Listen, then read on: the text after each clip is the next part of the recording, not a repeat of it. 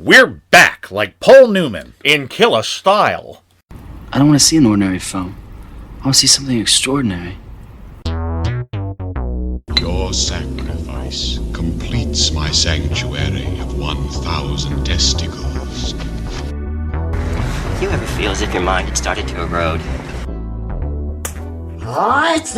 Let's rock indeed. Welcome to 1,000 Wives of Weird, a podcast that is a celebration of everything weird, mostly movies. I'm Brad Heffner, and with me as always is Billy Martel. And today we're coming with you not with the episode we wanted to do. Unfortunately, no. The idea was to have on the original co-host of this show, back in the first form of this show, Brendan Jesus, who I did this show with for about 10 episodes before we stopped that endeavor. This was supposed to be the first of our guest spotlight episodes. Yes. Where we have a guest come on with a movie that they're excited to talk about, and the three of us have a sort of roundtable discussion. Yes. And unfortunately, it turns out we're a little bit technologically impaired. Yes. The tech setup did not work, so it will just be Billy and I. Yep. I really wanted Brendan to be our first guest because he was the originator of the show. Exactly. It was his idea to do a podcast in the first place. Yes. Back then. And originally we were going to talk about the movie Mother, which was the first movie we talked about on that podcast. Right. So it was going to be a big old sort of nostalgic trip. Yes, it was going to be very thematically resonant. Yeah. Very historically resonant. For people of all generations, this echoes throughout the halls of time. Yep. This is our big fan service episode. But Brendan watched a movie that I had seen previously, a little bit before him, that I also loved. And we decided to talk about that, a movie called Deerskin. Yes. And I had never heard of the movie. I heard you saying, I watched this, we may talk about it on the podcast someday. I really want you to watch it so we can talk about it. And then suddenly, Brendan watched it out of nowhere, and suddenly he was like, yes, let's talk about this! Yes. Fuck the past! Let's talk about new things! Well, even the first time I saw Deerskin, as I do with a lot of movies that I really enjoy, I get on Facebook and I'm like, hey, you should check out this movie. It's weird and alienating, and you probably won't like it, but you should watch it. Exactly. And then we got Deerskin. We all watched it. I watched it. Everybody watched it. We were all ready to go, and that's when the technology fell apart on us. So instead of an episode with a guest star and Mother, you're getting no guest star and Deerskin. And Deerskin. So very briefly, yes, Deerskin is a French, I'm going to say it's an art house comedy. Sure, I think that's the best way to describe it. Because I say it's art house because it has meaning and symbolism. Yes. Which is not something you'll get in like Grown Ups. And it does not follow the basic 3-act structure that most comedies would follow plot-wise. No, and it's very strange. It's extremely strange. Obviously.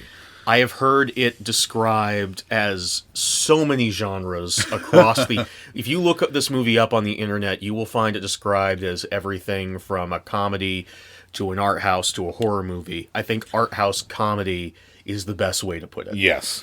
It's directed by Quentin Dupieux, who a lot of people will probably know from his movie Rubber, about a killer tire.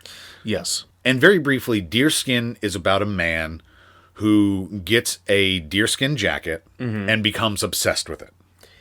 Yes. And that is pretty much all we can say. Yes. Before we get into the spoilers. I will say, I want to pick a bone with the Amazon description of this movie. Okay, what's the Amazon description? The Amazon description describes it as a movie where a man picks up a jacket that seems to have magical powers. And that is bullshit. That is total bullshit. There is not a single point in this movie. There's a lot of strange, weird, otherwise it wouldn't be on the show, bizarre things that happen in this movie with this man's obsession with this jacket. There is not a single thing that happens in this movie that I ever thought could be construed as magic or sorcery of any kind. No. Maybe at one point that I'll point out. Okay. But, all right.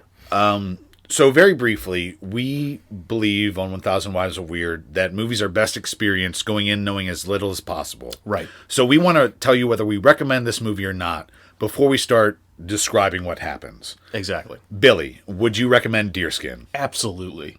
Absolutely. I love this movie. It's not a movie that I would watch more than once, probably. Yeah. Because I think that a big part of the experience of this movie, and I think probably why Brad felt the need to remind you of why we structure the episodes the way we do, is experiencing it the first time. Absolutely. It's very much a movie that a part of the fun is, where is this gonna go next? Yes. In a very fun way. So this is actually an art house film. I usually have a hard time recommending art house movies because they're so niche. Yes. But this movie is just over an hour long. Yeah, it's very short. 76 minutes. Yeah, it is one of the tightest art house films I have ever seen. And there are some art house short films that make you feel like you're sitting there for 3 hours.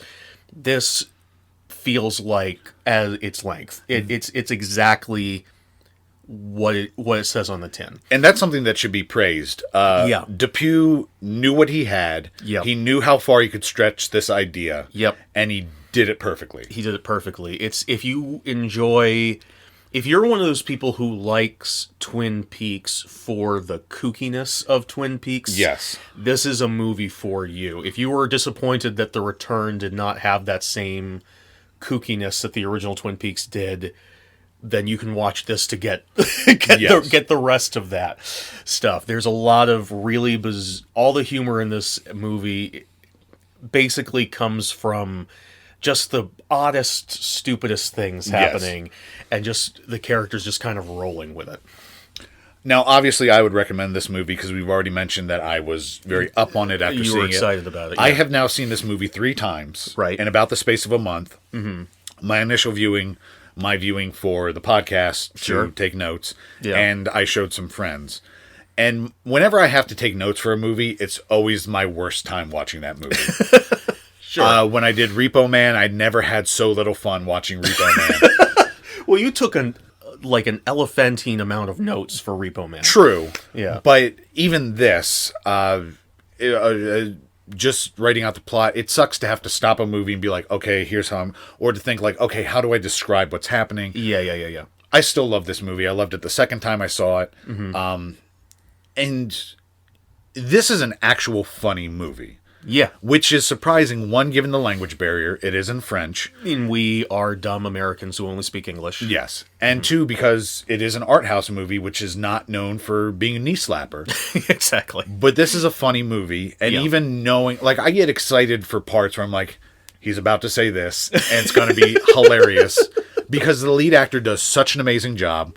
This is the guy from The Artist. Jean Dujardin. Yeah. And you told me that before I watched it. And even then, I turned it on and I completely forgot. He transforms. He's incredible in this. Yeah. Everyone's incredible in this. You should definitely watch it. It's a phenomenal film. So before we get into discussing the plot, I want to talk a little bit about Quentin Dupieux. Okay. As I said, he's mostly known for Rubber. Yep. He also did a movie called Wrong. And I watched those 2 movies in preparation for this movie. Okay. And those movies... I was curious how this stacks up to the rest of his oeuvre. This feels extremely different. Okay. Rubber and Wrong. And granted, I watched Rubber after I saw this. So I was looking for more meaning in Rubber. Right. And I think I divined some. I think there's some fake outs in that movie. But Sure. Rubber also, and looking into some more about the writing process and the creation process, it does feel like, and especially Wrong, feels like a lot of like, let's be weird for weirdness sake. Sure. Still enjoyable to watch. Still an interesting experiment. But this feels much more deliberate. Yeah. This feels like there's definite meaning to it. Gotcha. I will say there are a couple moments in the movie where I still think that they did do weird stuff for weirdness sakes. Just like sometimes, again, in the original Twin Peaks, Lynch or the other directors involved would do weird stuff for weirdness sakes. The llamas, everyone. There are some pockets of that, but I do think overall there's more of there's a focus there. I don't necessarily have a problem with weirdness for weirdness sake. Sure. As long as it's executed well. Sure. Yeah. Quentin Dupieux, was 44 when he made Deerskin. He started out and still creates music, electronic music, Yes. under the name Mr. Oizo or Oizo. And he got into filmmaking through music videos, as did many directors. Sure. The movie begins with a series of people looking into the camera and saying, "I swear to never wear another jacket as long as I live," then throwing their jackets into a car trunk. I will say, apparently in France, the movie was just called Deer. Okay, I know the French title is Le Dame. The Deer, yes. Okay, Yeah. interesting. So that is also interesting for some shots that happen later in the movie. Yes. But, okay, so continue on. So never to wear a jacket as long as I live, I swear. And then we cut to the star, Jean Dujardin, as I said, who's known for The Artist. Yes. He was also, he's known for the OS 117 spy films, which I really want to see, especially after this. Of course. They're based on books, but they're sort of more of a parody of the spy genre. Oh, okay. Well, this guy does comedy very well, both in this and in The Artist. Yes. He's hilarious. And he's in Wolf of Wall Street. Great. I know I have seen Wolf of Wall Street. It's Wall Street I haven't seen. Yes. Oliver Stone's Wall Street. We see our protagonist, George, an aging man, beard mostly gray, bit of a paunch. In a public bathroom, he takes off his jacket, folds it up, and puts it into a toilet. And presses it down with his foot. He presses it down with his foot. He tries to flush it down, but obviously it doesn't go down. It just overflows the toilet. He's killing that jacket. Right from the beginning, we are seeing that George wants to get rid of an old idea. Yes. An aspect of himself. But he has trouble getting rid of it.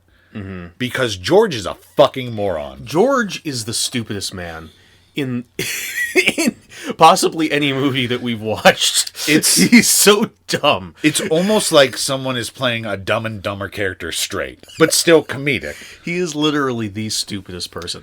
One thing I will say is that all of the characters in this film are very lower class, and it's probably the lowest class French movie I've ever seen.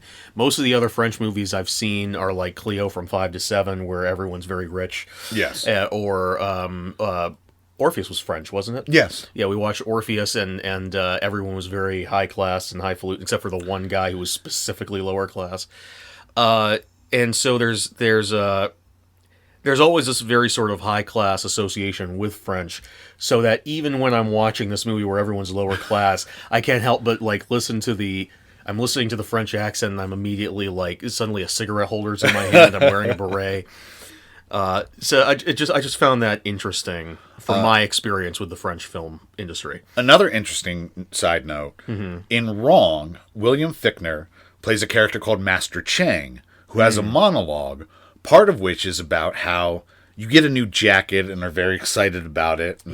But the excitement wears off over time, and you appreciate it less and less, and eventually maybe come to take it for granted or neglect it and abuse it. Yeah. So this director's got a thing for jackets. He's got a thing for jackets.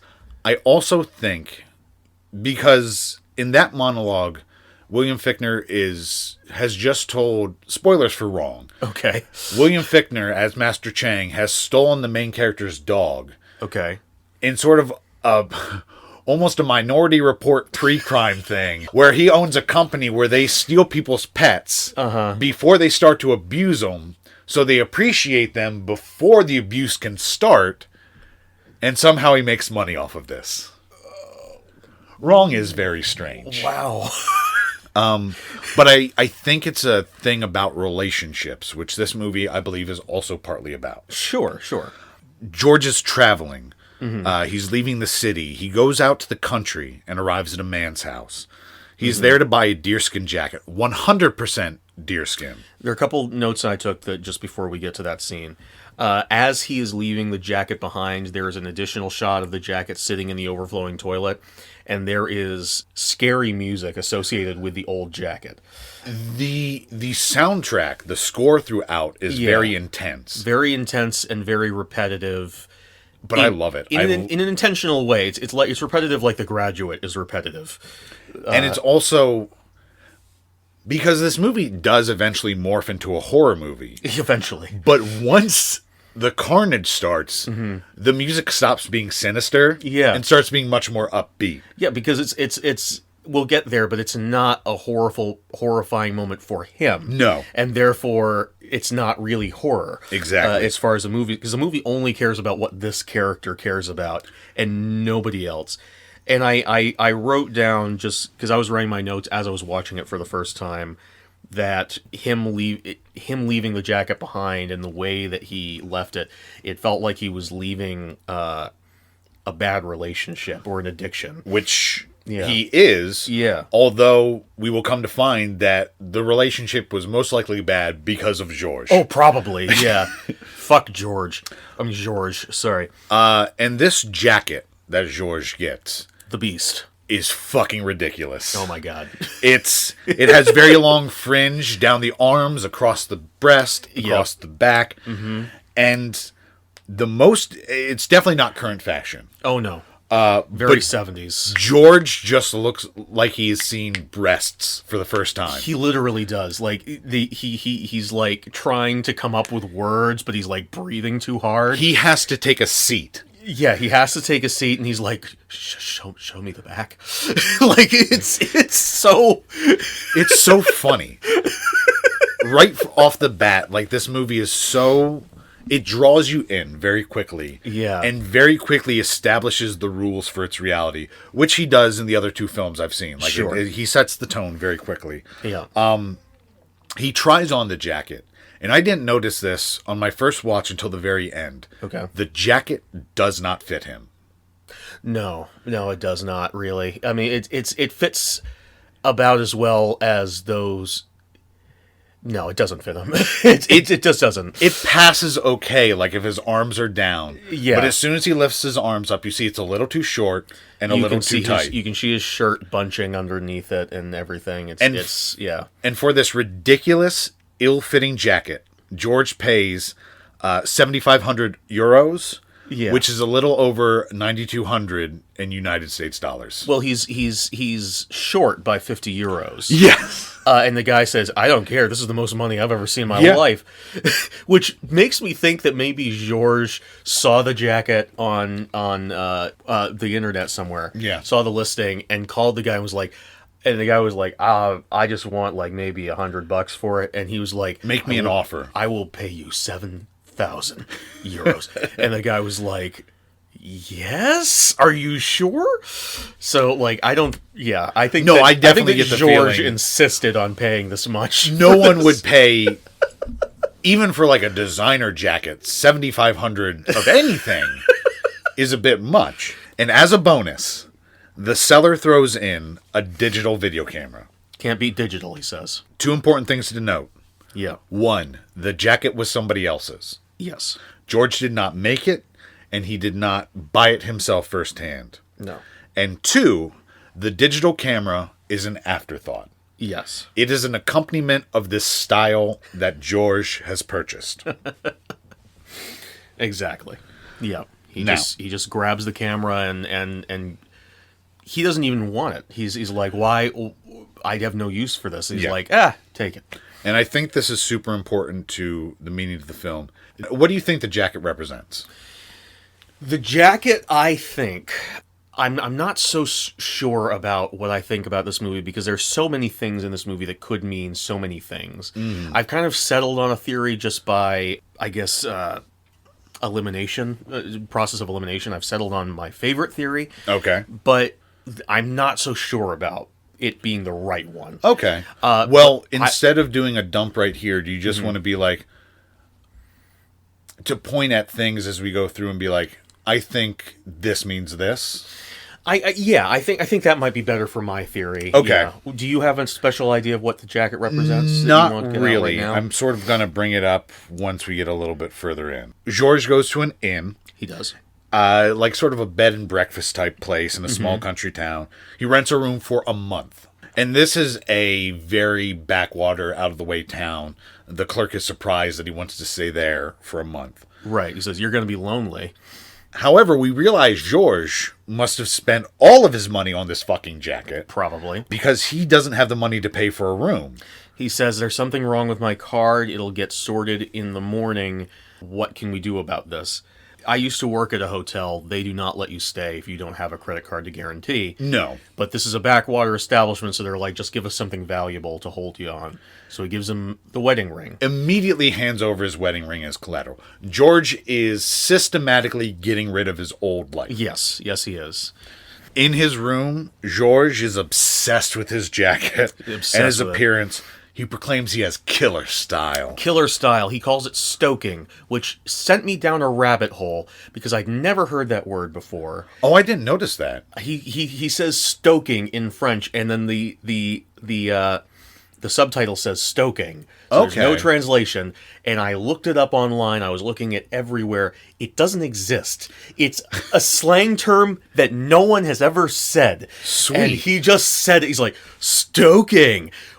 Fuck you, movie. You sent me down an endless Google rabbit hole.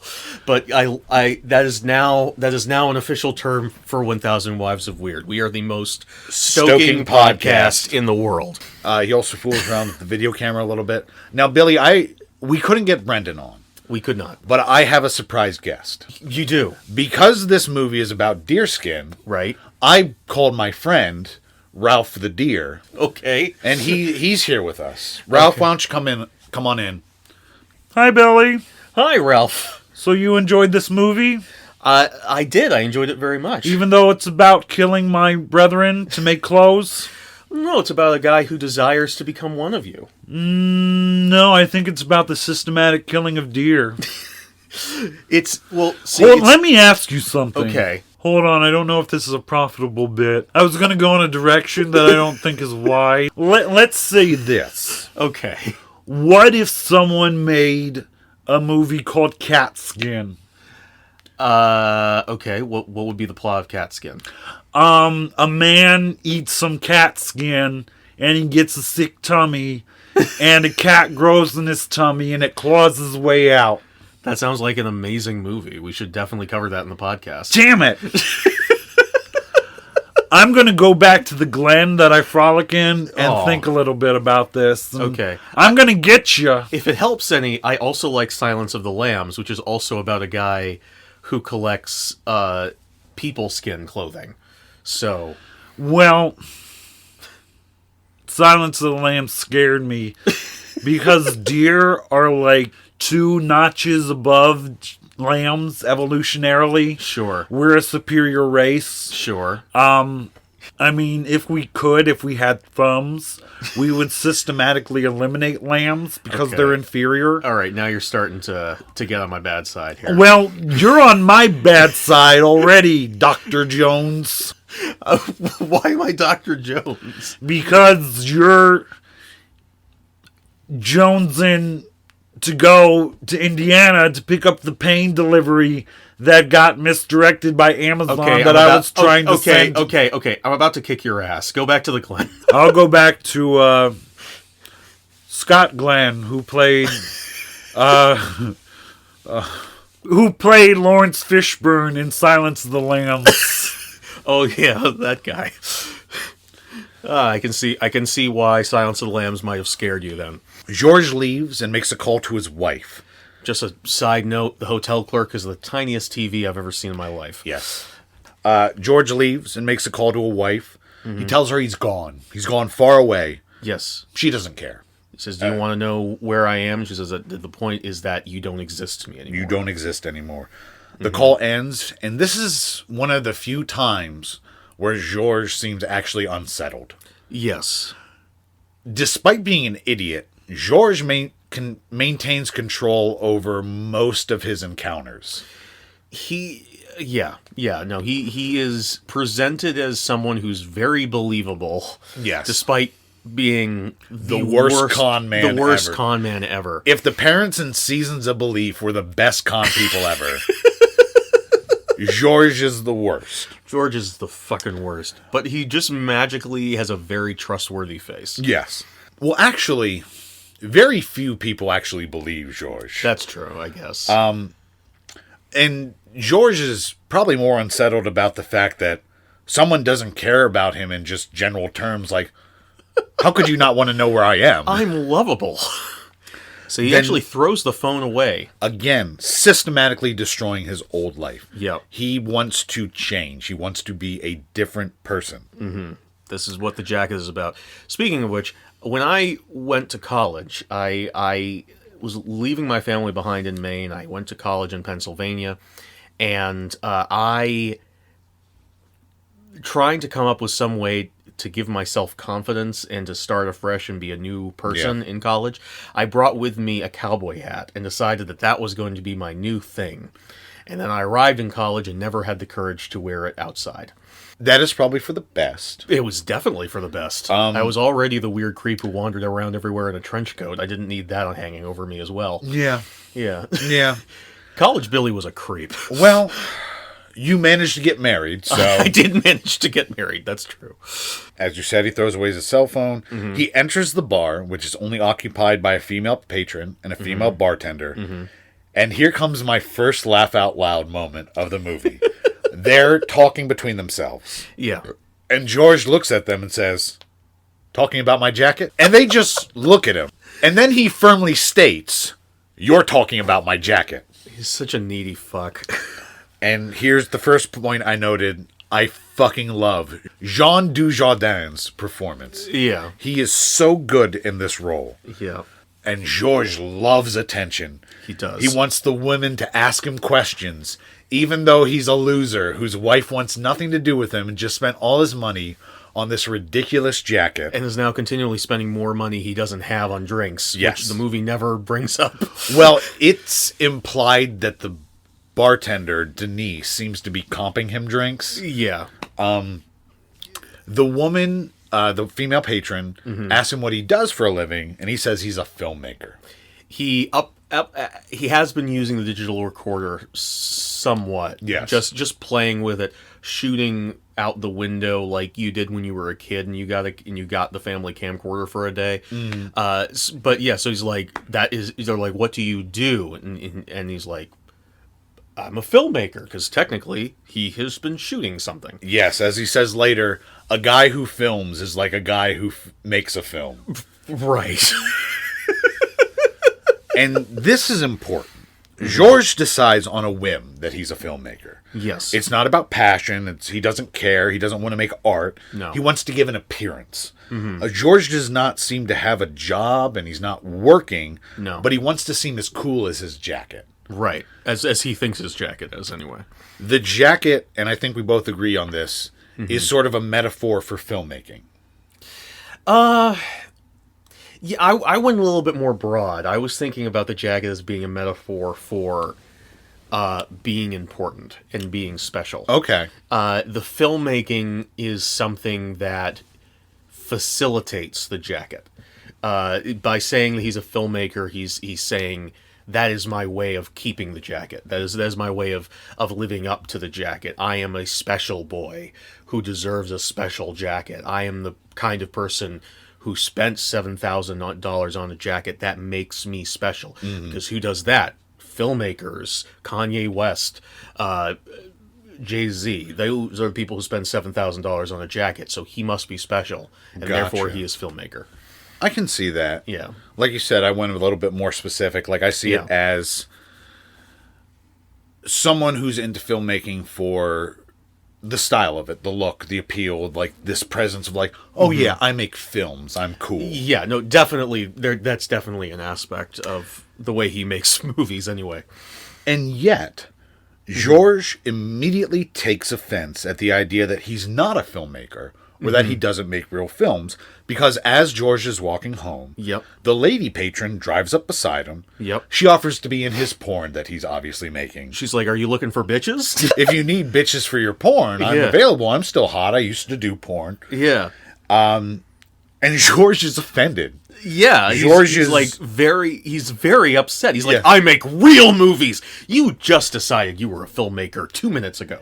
And again, it's all about the look, all about the appearance. It's the like, prestige. Don't you see me? Obviously, I'm a filmmaker. Look at my jacket. Look at my killer style. He actually says that. Look at my killer style. Obviously, I'm a real filmmaker. Yes, because that's what filmmaking is to some people. Yeah. The conversation turns hilariously casually aggressive. It gets really aggressive. As they just start berating each other and insulting each other. It's like, goodbye, loser, beat it. But just like, they're just talking. Like, it's just... Yeah, they're not yelling at very each other. clipped. Yeah. It's just...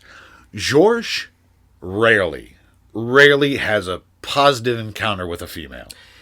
George speaks to me as a child. Like, he's like, getting a jacket like that and being obsessed with having an entire outfit of one thing, which, Yes. somewhat spoilers, he continues to accrue more deerskin objects as the movie goes on. It's something a kid would do. Like, Yeah. a child would, I want to be like a cowboy. I want to be like Daniel Boone. I'm going to dress like this. On top of that, like, getting a camera. Ooh, I'm a filmmaker. The way that he interacts with people, and even that just sort of like, bitch, but like sort of talking under your breath like that. That's such a child's way of fighting with someone. Yes. He's, and this is another thing maybe that ties it in with. I'll say my overall idea for the movie right now. Okay. Even though I said I wasn't going to. My overall idea is that he kind of represents the attitude behind a lot of auteur filmmaking. Is this sort of like, I am such a special boy.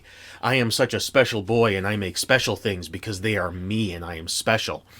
And that's a very childish way to look at the world. Yes. And that's why a lot of auteur filmmakers and a lot of people reject auteur theory because it seems to prop up these kind of people. And I kind of saw the film in general as kind of an indictment of auteur theory, saying, Okay. oh yeah, you're so special. Your movies mean so many things. You're so special. I want to spend hours talking to you about what your films mean. You know, that sort of thing. But you ultimately see many auteurs as sort of the emperor with no clothes. Yeah, I think that is kind of the point that this film is making, and that is Okay. definitely an argument that people have about auteur theory. I go back and forth on auteur theory. I mean, some auteurs are great, some aren't. Some aren't.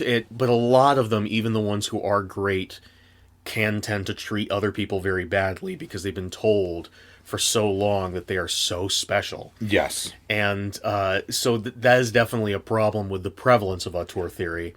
Also, the fact that auteur theory can be applied to people like Michael Bay and Tommy Wiseau True. kind of takes away from it being such a special thing. But, you know, it's a thing that has been debated. It will continue to be debated in film circles. We're not going to resolve it here. No. But I do think that there's at least something about the movie that is doing an Emperor Has No Clothes argument to auteur theory. Gotcha. But I could be wrong. And I will soon get into my overall theory about the jacket. Yeah. Back at the inn, Georges films his jacket. He interviews the jacket. He tries out different voices for the jacket. Yes.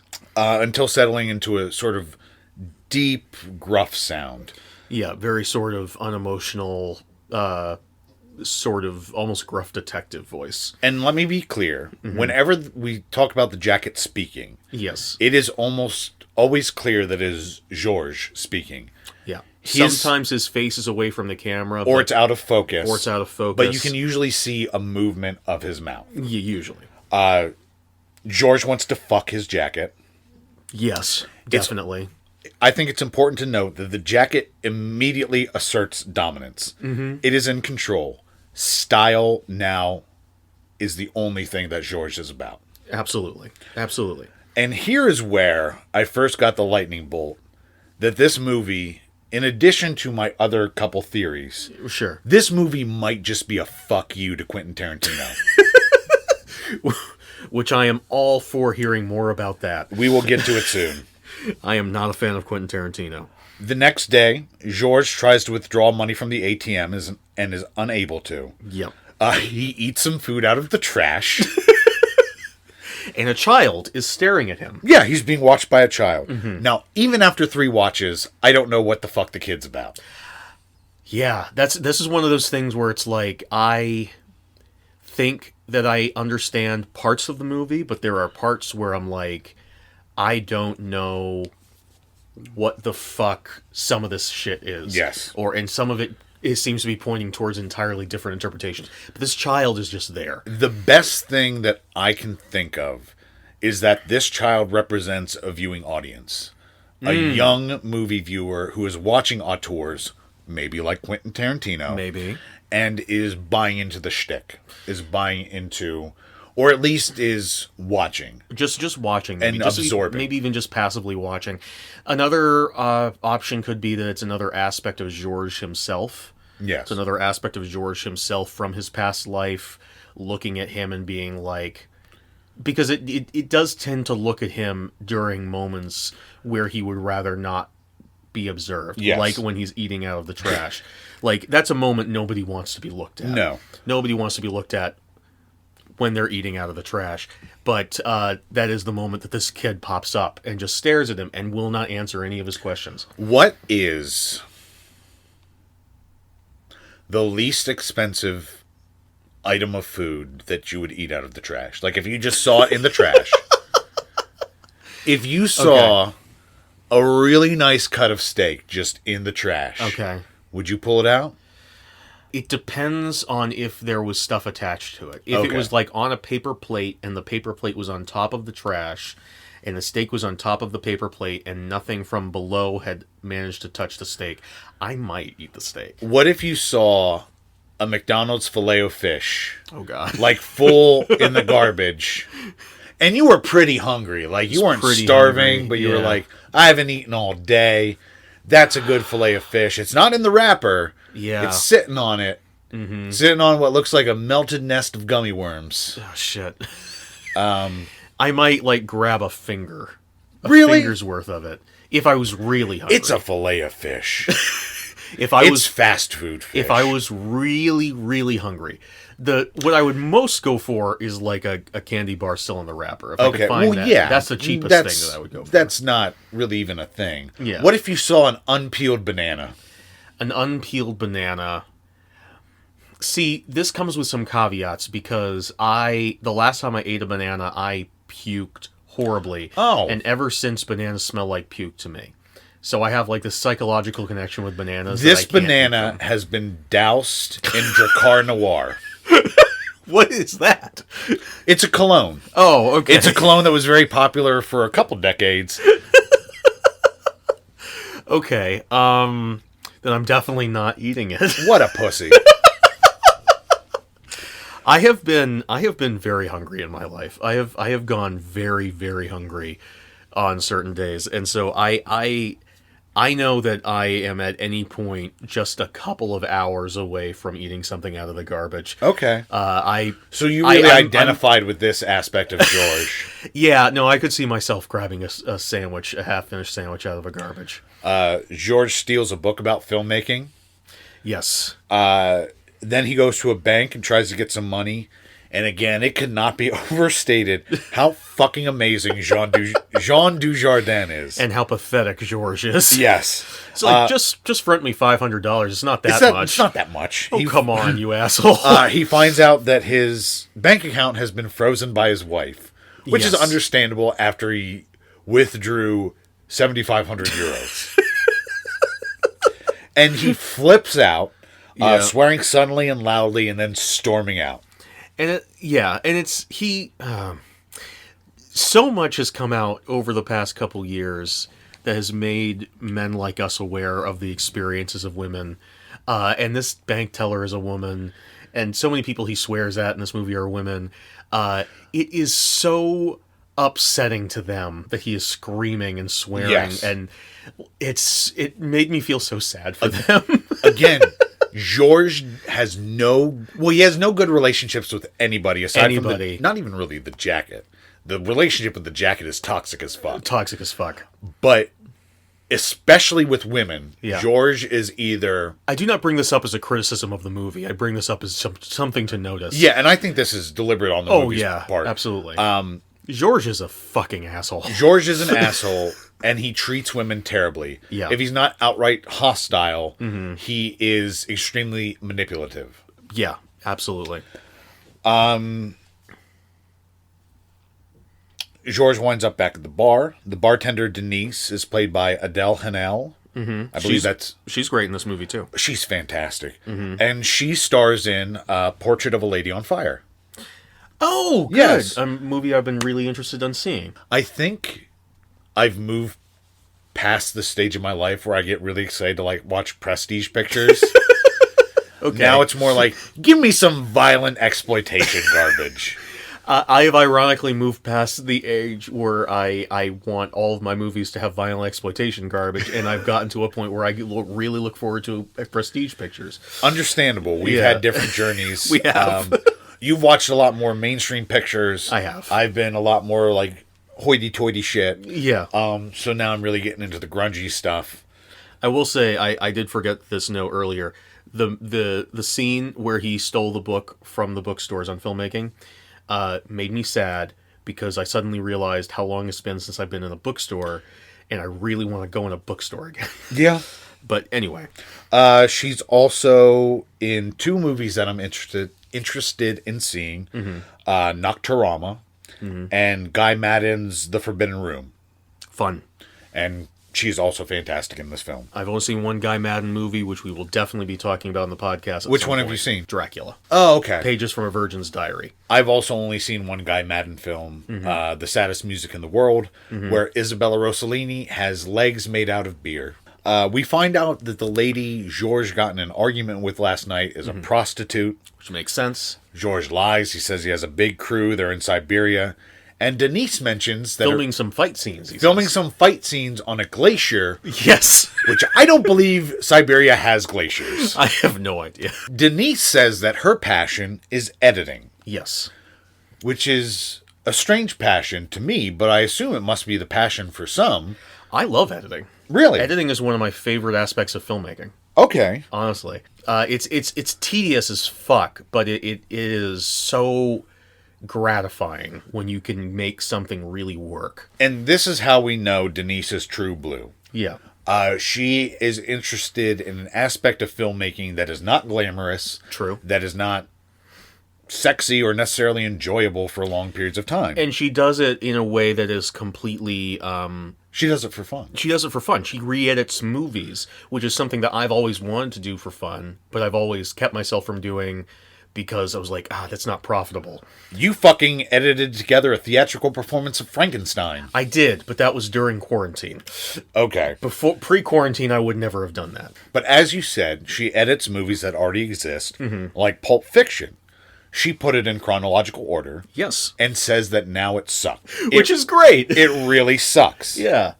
So let's put some pieces together. Yeah. All of the pieces of Georges' outfit will either be secondhand, gifted, stolen, or bought with stolen money. Other people's money, yes.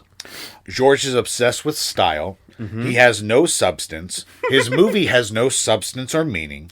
I'm starting to see where you're going with this. Combined with the very specific shout out to Pulp Fiction, Yeah. and it's sucking once the gimmick is removed, this could all be a fuck you to Quentin Tarantino. Right back to when Georges chose a gruff voice for the jacket, with Quentin Tarantino known for gritty, tough crime films. Characters, yeah. And again, Georges, whose outfit will be cobbled together throughout of stolen and manipulated out of other people's bits. Holy shit. Which is what Quentin Tarantino does with his movies. All of his movies are that, yeah. If you've seen Kill Bill and liked it, watch Lady Snowblood. And watch anything else. If you've seen anything else. If you've seen Pulp Fiction, watch A Band of Outsiders by Godard and Kiss Me Deadly by Aldrich. Oh my god, just watch Kiss Me Deadly in general. Yeah. And we could interpret the child as a young viewer watching Quentin Tarantino not knowing any better. Sure. Or there's another aspect to this. It could be a commentary about the quest for originality. It could be. Or it could be, if we're going with my theory about the auteurs, it could be that this is a very specific shout out to one of the most popular and enduring auteurs and profitable, I should say, auteurs in modern cinema. Because he has ridden that line where he is both incredibly profitable but also incredibly respected. Yes. He gets the critics and the audiences Yes. every single time. Usually. Yeah. But going back to the originality thing, no matter what idea you come up with, no matter how unique, it's probably been done. Probably. George eventually gets an outfit of 100% deerskin. It's 100% original. But he didn't come by it honestly. No. It came from elsewhere and from others. This rings true. And technically, it came from deer. Yeah. And this rings true, especially given how unique Dupue's films are. Like, he's a person who strives for originality, but he still has influence as such. Yeah. And also, as we'll see later, no matter how original you are, someone can always come and rip you off. Absolutely. And also, he's, I will say, I looked through this, what was his name again? Sorry? The director? The director. Dupieux. I looked through his IMDb. The other films that he's made, other than the ones that you mentioned, are almost all about the filmmaking process. Yes. They're almost all about someone who has a camera, and then something weird happens, and they decide to make a film out of it. Or they decide to make a film out of it, and then something weird happens. It's almost all of them, except for maybe the two movies that you talked about, and maybe those are about that too, are like dissecting the idea of there being meaning in filmmaking at all. Which I think Rubber ties into that a lot. You think so? Okay. Yes. Either way, George is not a filmmaker. Otherwise, the jacket would fit. Right. And also, another note of how stupid George is. She has to explain to him what an editor is. Yes. She's like, and he's like, and how did you put it in order with a special machine? She's like, no, with a computer, like everyone else. And there's a great callback to that later, after Denise has started editing for him. Yes. Where she's like, I use my special machine. She talks to him on his level. Yeah. But George makes it obvious he doesn't understand anything about film. And as he walks home, the jacket berates him for talking about his film job. Asks if he's trying to bang Denise. George protests. Yes. The jacket seems to be jealous. To clarify, is George talking as the jacket being jealous of his relationship with a woman he knows he does not want to have sex with? George is not only stupid, he is deeply disturbed. Yes. And maybe because it's an art film, he's just a normal person. It could be. And this is where George says, a guy who films is like a guy who makes a film. Sure. Why not? The next evening, George studies his book about film. And the jacket begs him for attention. Yes, it goes, George. Which again is George flipping through a book on filmmaking, just saying George, his own name, with increasing volume, trying to distract himself from the book he is reading. Trying to get his own attention. It's so bizarre and hilarious. So good. And I don't know if you've done this at all, but sometimes I'll find myself muttering to myself, George. It's so fun to say. I think that would probably be a second movie watch effect. It hasn't happened to me yet. And this is where the jacket tells George his greatest dream. The jacket is extremely domineering. Yes. Not caring at all about George's interest in film. No. Only wanting to talk about itself. Right. The jacket's dream is to be the only jacket in the world. And now George, who has shown an interest in filmmaking, now turns around and says his greatest dream is to be the only person in the world to wear a jacket. Yeah. And now here's where I think the movie begins to take on another meaning. Okay. Given George's obviously bad relationship with his wife, plus the already toxic relationship with the jacket, yes, plus the jacket's insane wish to be the only jacket, and his insane wish to be the only one wearing a jacket, makes me wonder if this movie doesn't also operate on as a commentary about monogamy. Polyamory is not my thing, but there are people who are into it. Sure. And to them, the idea of being with one person does not make sense. Sure. The same way that, how could it be the only jacket? Like, how does that make sense? That's ridiculous. Sure. And I imagine this. Think of anybody who has to deal with George. Okay. Imagine you are George's wife. Yes. And you are stuck in this relationship with George because cultural norms specify that you can't look outside the marriage. Sure. Okay. I I think this is something that is not coalesced as much as my interpretation for the jacket and the filmmaking aspect. It's just something that you noticed. It's something that seems to be a definite part of the film. Sure. Given the monomaniacal quest to be the only one, and how bad George's interactions with every woman he meets is. And how jealous the jacket is. Yes. Yeah. And also... That's interesting. I hadn't thought of that. Or it could just be about the confines of marriage and like, okay, I'm stuck. And to get out, I have to go through this painful process. Where at first, George is the victimizer. I imagine his wife suffered greatly. I'm sure. But now he is being oppressed by this jacket. Right. And he is being defined by this jacket. Yeah. Any sense of his own self-interest is being erased by the jacket. So in the morning, George goes down to the front desk to tell them he still doesn't have money. When asked for collateral instead... Well, wait, it's a different guy at the bar. Yes. Yeah. George mentions his wedding ring. The man at the desk tells him that the clerk committed suicide. Which, there was an earlier scene which we brushed over where Yes. they did hear a bang. They wake up in the middle of the night, there's a bang. Yeah, and I thought that maybe, because I was still operating under the illusion that the jacket had magic powers, thanks Amazon, I assumed that maybe the jacket was, like, reaching out and attacking people or some shit. Like Christine, you know? Yeah. Like, so this woman insulted the jacket, must kill her off, or something like that. It's surprising Stephen King hasn't made, like, the spook jacket. The evil jacket. Picture this, if you will. Okay. An alcoholic writer It's always an alcoholic writer with you, Stephen. gets a demon jacket. Gets a demon jacket, right? Okay. And, the alcoholic writer is, of course, played by Nicolas Cage. yes. And there's some casual homophobia. Yeah. But yeah, There's your a bit favorite movie ever? Oh, definitely. Definitely. Yeah. But the clerk, the owner of the inn, who the man at the desk now is, Yes.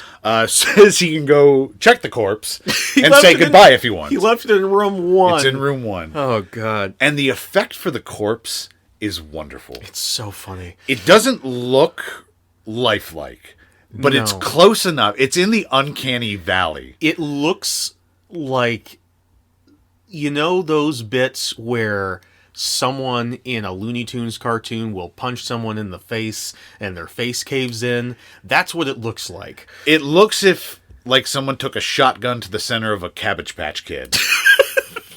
That's even better. That's exactly what it looks like. Holy shit. Because there's a big fucking hole in this There's man's T-zone. There's no blood or anything. It's just a big hole, and his skin is all, like, crumpled in. And on top of the corpse is a 100% deerskin hat. Yes. Which George immediately steals. And he also gets his ring back by sucking it off of the corpse's finger. Yes. Then immediately hands it to the owner as collateral. He says, "Oh, gross," and then starts working it off with his teeth. George meets up with Denise and tells her that he talked with his producers. And they don't have a creditor. They don't have a creditor. Whoops. Editor. But before he can give her the job, which his producers gave him permission to offer her, she needs to take off her jacket. Right. It's not sexual. He makes that clear. Yeah, because she immediately thinks this is a perverted Yes. thing. And when she asks about a script, because how are you going to edit a film without a script? Right. He says he needs money. So I can't even afford to print out the script I right can't now. afford to print out the script. I can't afford to get more tapes. Which, if it were me, I would have said, well, I know where the Office Max is. Let's go right now. Well, if it were you, you would have been like, you're an insane person who knows nothing about film. Well, true. Yeah, exactly. So Denise ends up giving him over $500. Yes. Denise reviews some of his footage, shots of a mountain, shots of George draping the fringe over the camera lens Draping the fringe of the jacket over the camera lens. as Again, he's shooting into a mirror. like a child. And imagine someone has given you footage to edit, Yeah. and it is footage of them draping jacket fringe over a camera lens. Mm-hmm. Are you unsettled? Is this... Because to me, like... I feel like I would be disconcerted by this. I feel like I would, like, I was watching her watch it, and I was waiting for a moment of, oh, fuck, I've thrown in with a crazy person.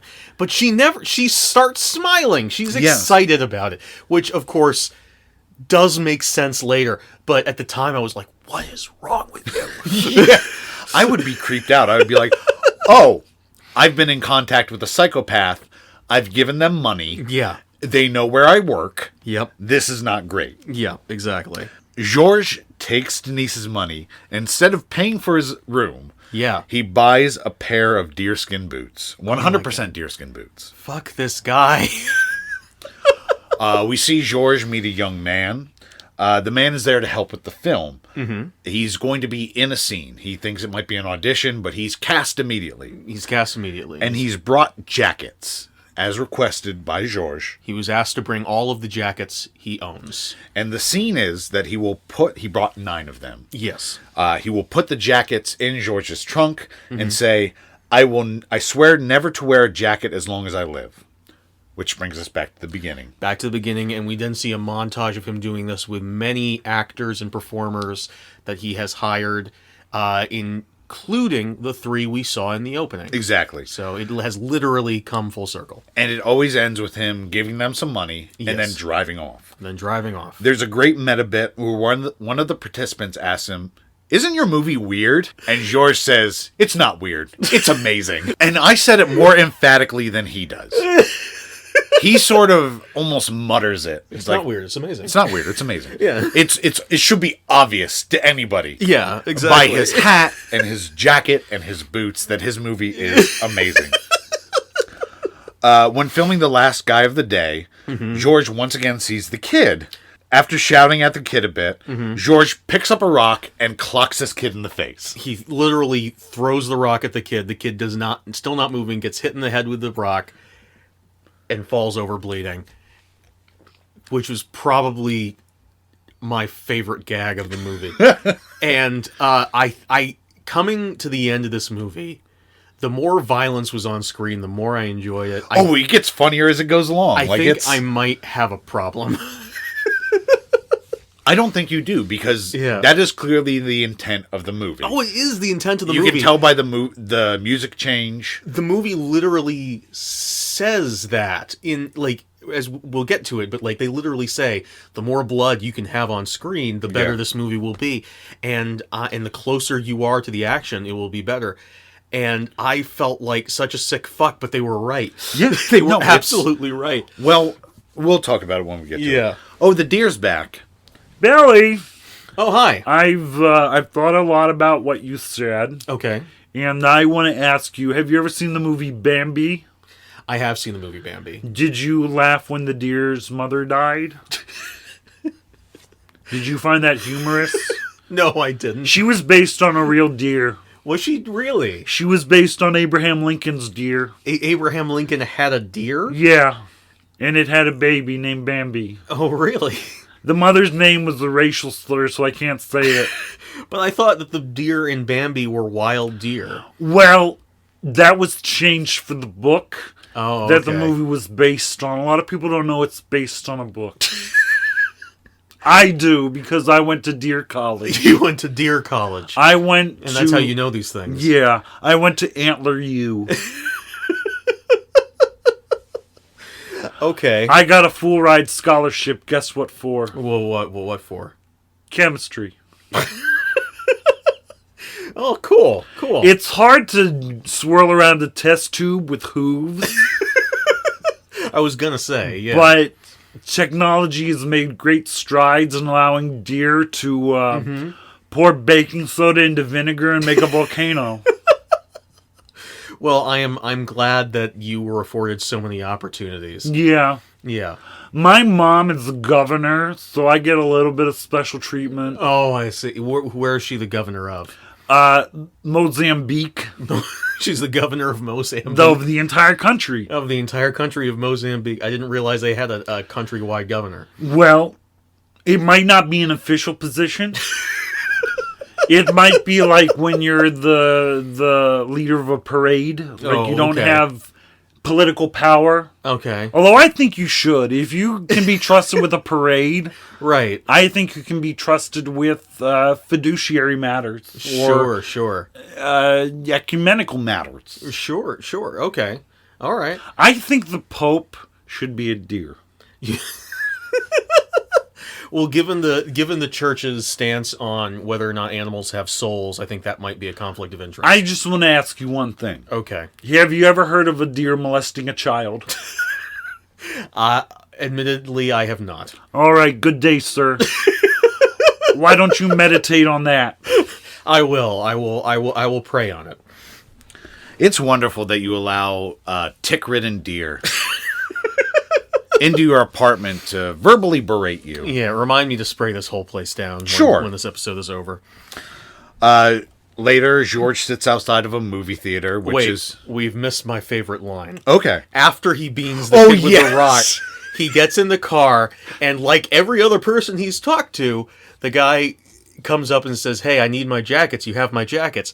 And he says, and he turns to him and says, "I have proof on film that you swore never to wear a jacket again. You're fucked." Yes, that is one of the best lines in the movie. Again, he doesn't say it emphatically or like, "Gotcha." He's like, "You're fucked." And then he just drives away.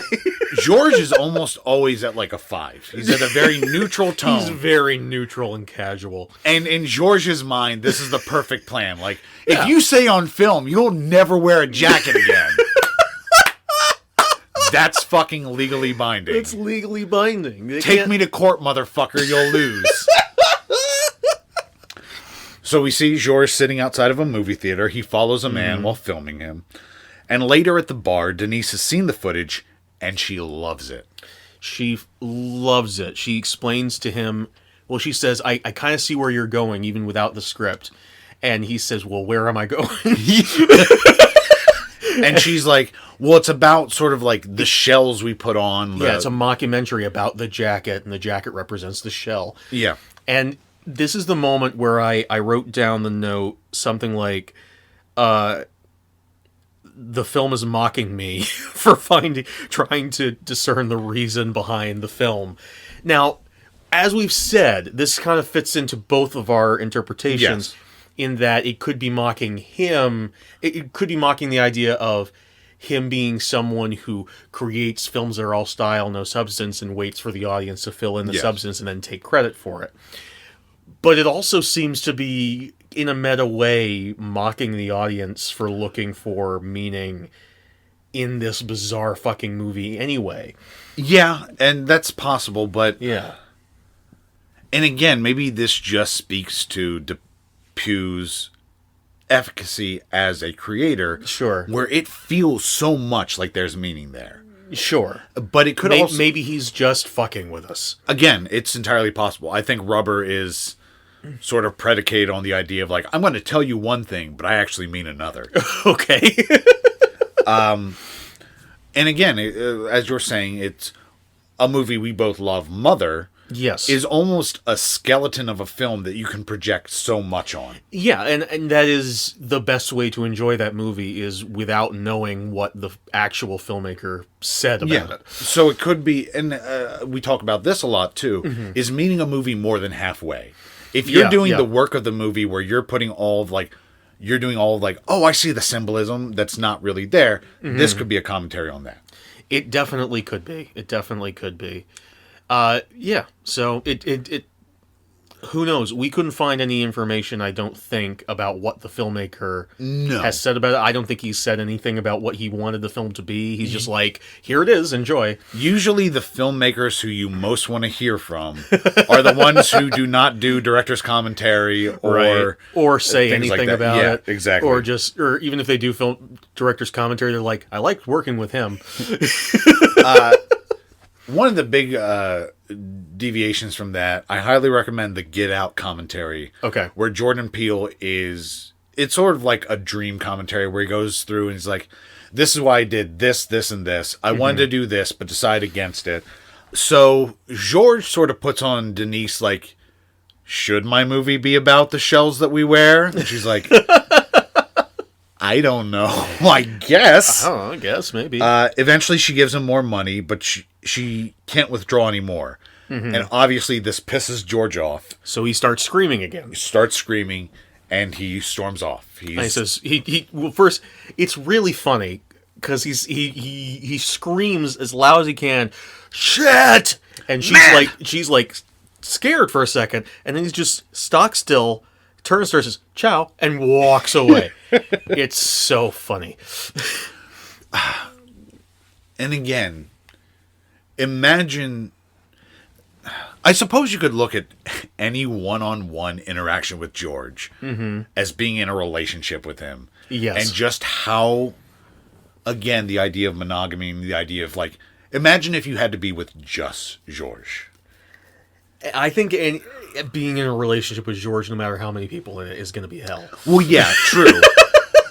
But George is an interesting character. He is. He's absolutely shitty. Yes. And if you were in a polyamorous relationship where different people could meet different needs, George could be fun. He could a limited capacity. In a limited capacity, yeah. I'm just saying, I can't fully penetrate it, but I believe there's definitely themes and symbolism about relationships in the movie.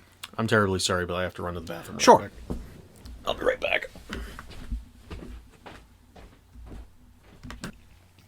We see footage of the man George was following outside of the theater. George is trying to get his jacket without any luck. The jacket compliments his filmmaking later, but says that they're no closer to their goal. He said, this is a good tracking shot, but, don't say what you're about to say, but you're no closer to achieving our goal. I'll be the only jacket in 1,000 years. Exactly, that's what he says, yes. George points out it will take a long time, but he has an idea. And here's where, normally I would say the movie takes a hard shift, but it feels so natural. That is the thing. This movie takes several shifts. Like, just the shift from a man recovering from a divorce to I'm now a filmmaker. The shift from that to I need to make sure I'm the only one wearing a jacket in the world. And then this shift to this. There's several moments where you could say the movie takes a hard shift, but they all feel natural. It's all somehow. smooth. It's all a smooth transition. Even though I defy anyone to have seen any of this coming. Yeah. George pulls down the ceiling fan in his room. This is so great. It's amazing. He takes one of the fan blades and sharpens it by dragging against the asphalt as he drives his car. I should say he rips it out of the fan first before he does. He's not dragging a full fan around. And he makes a weapon sharp enough to cut a watermelon. Yes.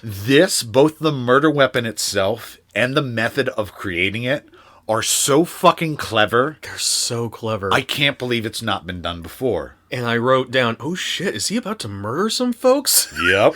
Which turned out to be correct. Yep. This eventual, where it's obviously going, is a devolving into violence, is also a hallmark of Quentin Tarantino. Yes. Where he relies a lot on excessive violence, some could say. Especially in the conclusions of his films. Yes. Like Once Upon a Time in Hollywood, not a lot of violence throughout most of it, and then suddenly all of the violence right at the end. So I don't know if I mentioned this. His blade is sharp enough to cut a watermelon. Yes, he did. And it's a beautiful shot where it's in the car's headlights and snow is falling. It's a well-shot movie. We haven't talked about technical aspects of it, but Dupieux knows what he's doing. Yes. It's a very technically competent film. There's a lot of nice shots, especially towards the end with the snow stuff. The film quality is very good. It has a very specific look to the movie. And as always, films are a collaborative process. It's the actors, it's the directors. Of course. But some credit for the performances has to go to the director. Yes. If only for standing back and letting actors do what they're doing Even best. if that's all he did, yeah. This is a fantastic movie all around. He did a fantastic job. Whoever's fault it is, it came together quite well. We see two teens out in the middle of nowhere on a snowy night. And they're arguing the difference between gardeners and landscapers. And this is another thing that points to Tarantino. Okay, I really wanted to get your take on this, yeah. Because that's Tarantino dialogue. This sort of mundane conversation about differences, it's his sort of thing. Here's the world's smallest violin for those waitresses. You know what they call a Big Mac in France? A quarter pounder with cheese in France. Yeah. Right. Right. That's true. Exactly. Holy shit. Yeah. Yeah. And Good point. I will tell you what made me aware of this, and I'm not sure where I heard it from. But in Steven Soderbergh's The Limey, there are two characters which came out roughly around the time of Tarantino's rise. I don't know if it was after Pulp Fiction or before Pulp Fiction. Okay. But even Reservoir Dogs had that sort of conversational thing where it's like, Yeah. I'll tell you what Like a Virgin's about. Oh, that's right. Yeah. But in The Limey, two thug characters have a discussion about sliding scales and pay wages. And someone pointed out, like, oh, this is Tarantino dialogue. He's aping Tarantino, where it's these two gangsters having this mundane conversation, but it's still interesting to listen to. Right. Yeah. So now, since I read that, I'm hyper vigilant of like, this is Tarantino. Of Tarantino dialogue. Yes. Yeah. Which Interesting. this is what it is. Yeah. Fascinating. George approaches them and asks them if he can help realize his dream. I will say one more thing before we move on. Since I wasn't thinking about Tarantino when I was looking at it, I thought maybe it had something to do with because he said, I film things that makes me a kind of filmmaker. That's his entire claim to the job. Yes. They're talking about the differences between gardeners and landscapers, their titles, and what the titles entail as their duties. Yes. So I thought maybe that had something to do with it, but that was such an unformed thought compared to what you had. I mean, it's possible. Yeah. Again, it's the ever-present question of how far are you meeting the movie? Right. Are we projecting things onto the movie? Yeah. How much is intentional? Right. But again, there's a lot to be said for, going back to Mother, creating this sort of scheme that you can wrap in multiple interpretations around. Sure. So he says, will you help me realize my dream? Realize my dream. Now, let me ask you a question. Yes. We're alone in the middle of nowhere. It's snowing. Yes. It's night. Right. As we often are. Someone approaches us. Sure. They're French. Okay. They're wearing a very cool jacket. Okay. And they ask us if we can help realize their dream. How gung-ho are you?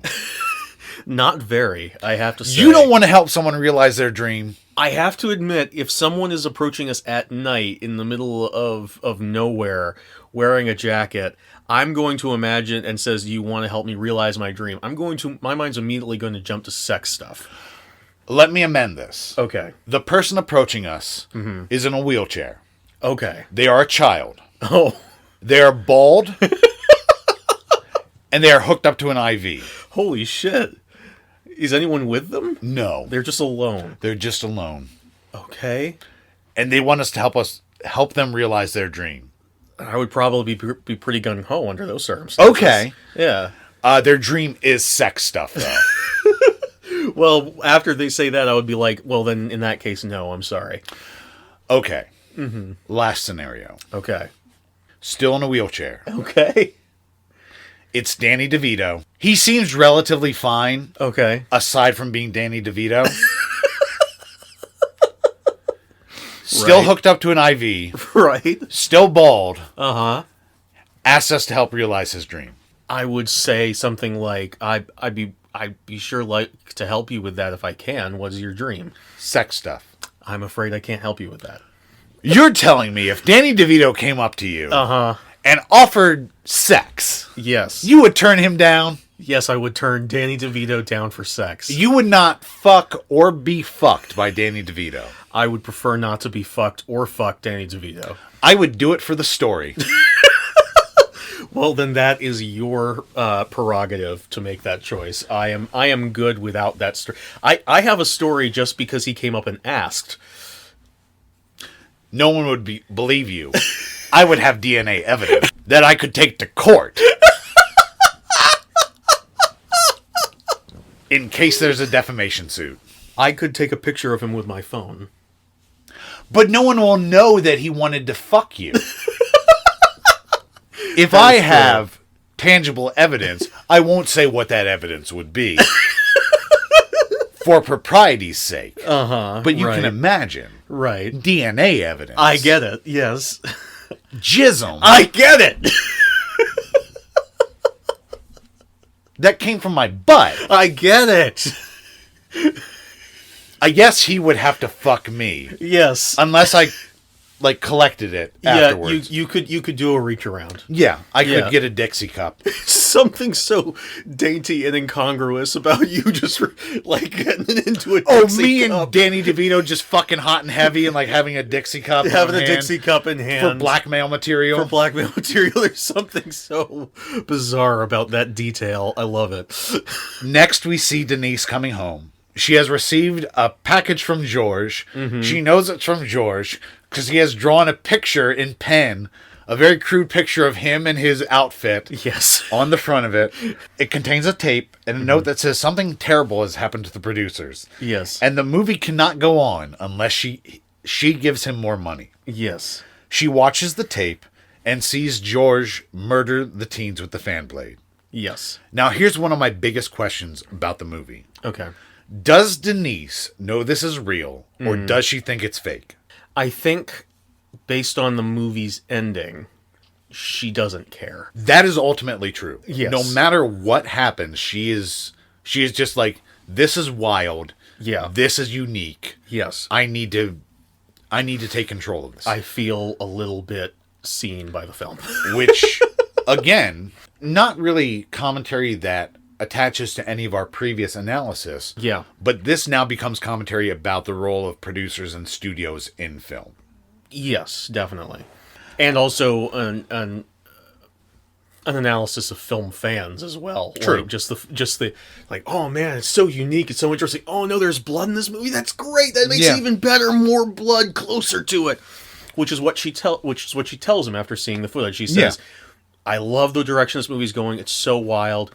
You need more blood. Yes. You need the action to be closer to the camera. And she says this when she visits George at the hotel room.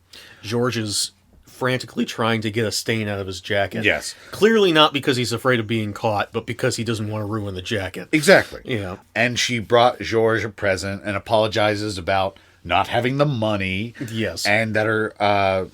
but she got an advance from her boss. And another one of my favorite lines is when she says that, George goes, "Your boss? I'm your boss." So completely self-absorbed. He forgets so stupid. that even that's where he met her. Yeah. Was at her job. It's like, no, my boss at the bar. Yeah. The president is 100% deerskin pants. Yep. And this is where Denise says she needs more images, more blood, and closer action. And this way she can make a teaser which can get more people to give them money. Exactly. For the movie. And now she is perverting the vision of George's film, which is the triumph of his jacket, to now being about the murder. About the murder and about the movie and about the money. And now we get a beautiful montage. Oh my god. Of George murdering several people. He is dressed fully in deerskin and He has a a huge plastic smock. Yes, a big plastic mac, I believe the British call it. Okay. It's a rain poncho. The best kill of this montage is obviously a woman. After he gets done with one murder, a woman drives up to him and asks him for directions. He says, "Sure, I'll help you." Walks up to her car, jams the fan blade down through the car roof into her skull. It is so good. It's a fucking beautiful moment. It's a fantastically gnarly kill. Quentin Dupieux, even though he is not making technically a horror film, understands the horror trappings well enough. Oh yeah. That this is almost the end of the movie. There's probably about 16 minutes left at this point. I was so shocked when I looked at the running time and realized we were almost at the end, because I was like, this is just getting started. If the whole movie had been this Yeah. would have been an incredible piece of schlock or art house schlock or whatever. And it would have been much more successful. Probably. But even just this short sequence where he's like, yeah, let's try out horror. Yeah, let's try out slasher films. Let's just kill some people. Yeah. It's so good. And he's just following people around in the street, just Not even cutting them down so quickly and so abruptly. He's not even asking them for their jackets anymore. No. He's not offering to pay. He's just killing. Slash, slash, slash. And after every death, he takes the jacket off of the corpse and collects it in the trunk of his car. It's again, no concern about being caught. Yeah. No concern about leaving the corpses around, and this is why I don't think it matters whether or not she thinks it's real or not, because this is such a small town. We've been shown that it's a small town over and over again. He's leaving bodies everywhere. Yeah, There's no way she hasn't seen this on the news or heard about it on a paper. But again, this is how it can equate to Quentin Tarantino. Sure. Where he is blatantly stealing from everywhere. And everyone's like, brilliant. It's a masterpiece. It's a masterpiece. I wrote my note during this bit was fucking crazy. But so well done. So well done. George eventually makes his way back to the inn. He kills another guest. And here is the one point where maybe the jacket is operating on its own. Because George is sleeping. Mm-hmm. And the jacket calls to him, but goes unanswered. And he's asleep. And this is the only point where we cannot see his mouth. We are not sure if it's moving. Mm-hmm. So is the jacket actually speaking? Either way, it's clear that the style has overcome any other importance. Yep. Whether it's value for human life, whether it's value for credit. Whether it's realism. It's all about fulfilling the need of style. Yes. We then cut to him in a quarry. Yes, he hires a backhoe to dig a hole, which he buries the jackets in. And he doesn't just bury the jackets in, he beats the jackets. As he's buried, he is angry that these jackets existed. Again, this could be the jacket overcoming his own persona. Yeah. But he is livid at these jackets still being there. And he buries them all with his bare hands. And it could go back to the idea of relationships, monogamy, this idea of like,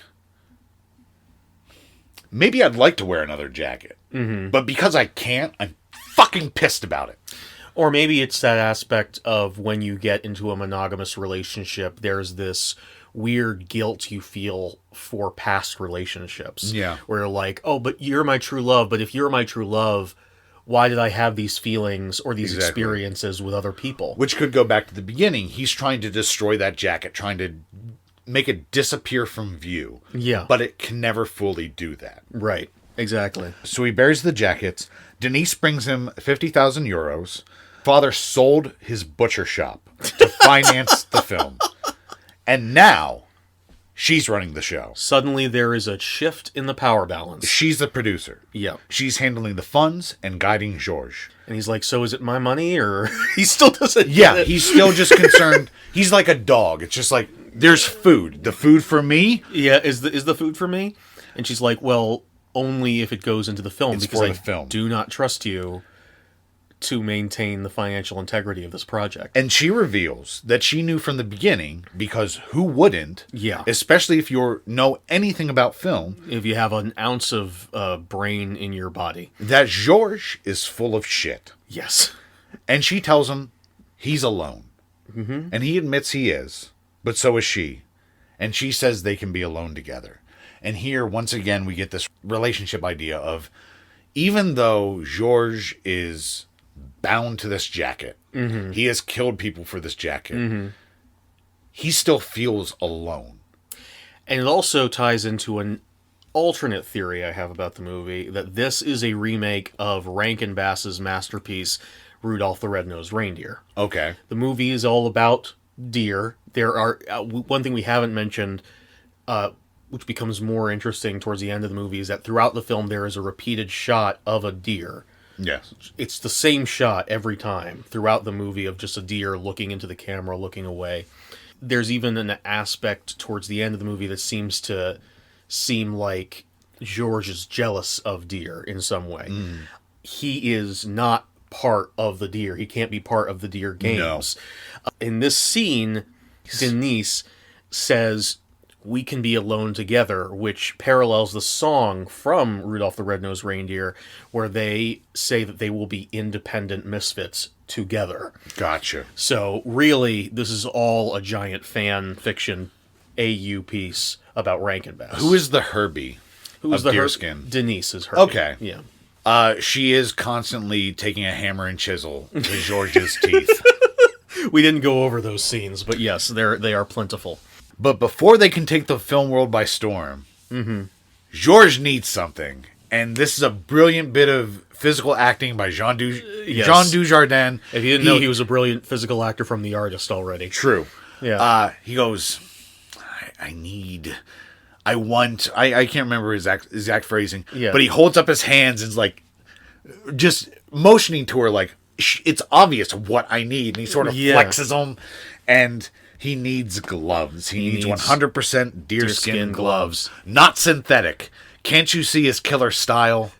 Denise is hyping up Georges now. Yes. She is in full producer mode where She is absolutely I can't remember words today. enabling. She's absolutely enabling his obsession. And again, this is that new wrinkle of the producer aspect where it's like, you're the artist. I'm going to capitalize on that. I'm going to pump you up. Mm-hmm. And as we're going to see soon. It's that infamous quote from the former CEO at Disney, or the former shareholder at Disney, who said that they are in the business of making money. Yes. Every once in a while, in the pursuit of money, they may occasionally make art, but Yes. it is not their focus.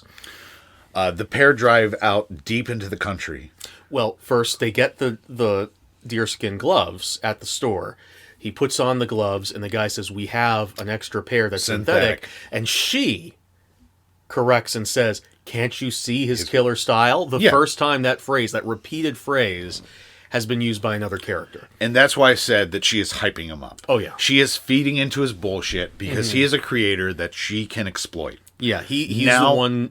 Ironically, despite the fact that everything about him is an affectation, he is now the one with the unique property that she's trying to exploit. Exactly. And it's a reverse of the situation where she was being exploited. Yes. But in reality, she was in power the entire time. Yes. And this really does tie into the other theories because your work of originality, if you want it to be seen by as many people as you can, you need to trust it. You need to make a bond with producers. You need to make a bond with studios. You need to, your work needs to no longer be your own, which George says, like, so you're calling the shots now? Yeah. He has no fucking vision. He shouldn't care. Yeah. But somehow he does. But once someone else has their fingers in it, it's a problem. And have you ever seen, there's a movie that this reminded me of a lot. Have you ever seen the movie Exit Through the Gift Shop? Yes. Yeah. Yes. The main character of that documentary reminded me of George so much. I almost brought that up when talking about his filming style. Yes. Because that's what, I forget the fellow's actual name, but in the movie goes by Mr. Brainwash. That's right, Mr. Brainwash. And the conceit is that for the longest time, Mr. Brainwash just filmed his life constantly. And it would be stuff like George filmed, like, I'm going to film the mountains, I'm going to do this weird thing. He was almost a literal real-life version of George. Yes. I absolutely recommend, by the way, Exit Through the Gift Shop. We may cover it on the show, but it's a very popular documentary, so we almost don't need to. And the problem with documentaries is we're really just relating the story. We can comment on the filmmaking style, the efficacy of it. But especially in Exit Through the Gift Shop, we're commenting on the filmmaking style of just a weirdo with a camera. Yeah. Who happened to get his material into the hands of some much more talented people who put it together. But it is a fantastic film. Check it out. It is absolutely a fantastic movie. So George has Denise film him as he frolics on a hillside. Yes. He says, "Shoot me, shoot me," runs a little distance. "Shoot me, shoot me." And here is where we see really how poorly the jacket fits. Suddenly, George is shot through the head by a man who turns out to be the father of the boy who is following him. And I cannot emphasize enough how out of left field this comes. It's very sudden. And now here is where my possible interpretation for the young boy. Imagine he's a viewer viewing someone like Quentin Tarantino and being like, oh, this is amazing. This is all original. This is so cool. Yeah. And then they go back and see the source material, effectively killing the borrower, effectively killing the stealer, effectively killing the homager. Once they see the ingredients of this remix, they're like, you no longer matter. It doesn't, it's you're dead because I've seen the root and I appreciate the root more. Which doesn't necessarily always happen. Doesn't necessarily always happen. But it's the only possible interpretation I have for this kid and this sudden killing. Aside from the fact that now he has a 100% deerskin outfit and he is shot like a deer. That is also a part of it. I think where I was going with it more was I do like the idea of the kid being the audience. Yes. I don't know, but this is just from me when I was initially watching it. Hold on. Let me mention one last thing to wrap it up. Okay. And then we can get into the broader stuff. Okay. After George is dead, Yes. Denise comes. She sells the camera. Yep. She steals his deerskin jacket, puts it on herself, and begins filming herself. Yes. So go ahead. Officially taking over his mantle. Yes. The way I was looking at it is because he is specifically shot after harming the child, not just doing embarrassing things in front of the child, harming the child. It goes back to my interpretation of the child being a version of himself. Is that what if, in his pursuit of the jacket version of him, of becoming that version of him, of becoming the deer, this child is like a last remnant of a life he could have had from before, the version of him that no longer exists, according to his wife. And he brains it with the rock to get another way of throwing it away, like he throws away the jackets, like he throws away everything else. And then when it comes back and he is shot, it is because he has effectively destroyed himself. Yes. He is, by destroying everything that he was, he has destroyed everything about himself. And he is no longer anything but just a jacket sort of wandering around. And therefore the father, who represents the husband and father he could have been, kills him. Do you have anything more? Not necessarily saying that that is the truth. I'm saying that that is something that came to me when I was watching it originally. Well, yeah, that's... But I love that idea of the kid being his audience. That's a great idea. It doesn't fit in with my concept of it. And again, much, we have but a very still. slipshod approach to analysis on this show. Oh, where it's yeah. more like, these are the vibes I'm getting. These are the vibes I'm getting. This is what I'm picking up. I didn't focus so much on the child and the father and the shooting as much as I did about Denise taking the jacket. Which is a significant thing. And I saw two ways to interpret this. Yeah. No matter how original, no matter how great, no matter how 100% deerskin your outfit is, someone can always come along and take it. Okay. And then they can get credit for it. Sure. Even though the movie was his idea, no matter what, she is eventually going to be the messenger. The minute Tarantino showed up on the scene, ripping off all of his favorite movies, Yeah. a million people started ripping him off. Exactly. Yeah. A movie we watched not too long ago that we love, Kiss Me Deadly. Yes. Which has the glowing briefcase. Yes. Which Tarantino stole for Pulp Fiction, is now only a Pulp Fiction reference. Yes. Any briefcase where you don't see the contents and there's some glow, that's now a Pulp Fiction reference, not a Kiss Me Deadly reference. Correct. The other way to Which is interpret... super weird. Which is super weird. Yeah.